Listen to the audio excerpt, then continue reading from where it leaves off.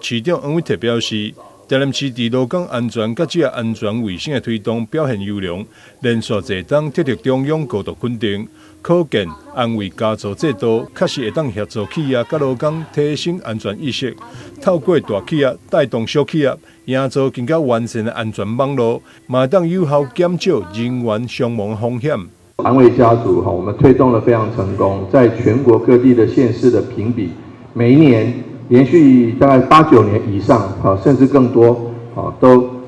获得中央高度的肯定。这个不是为了肯定而肯定，不是为了被肯定而做的，是因为真的这个制度对于提升劳工安全，以及在职场中能够让企业跟劳工的关系会更好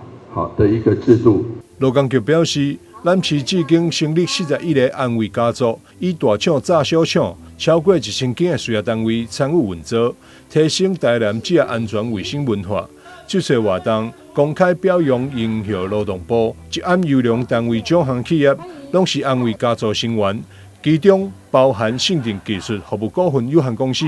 神华美女场、达和环保、诚顺营造有限公司等优良单位。台南新闻赵世伟采访报道。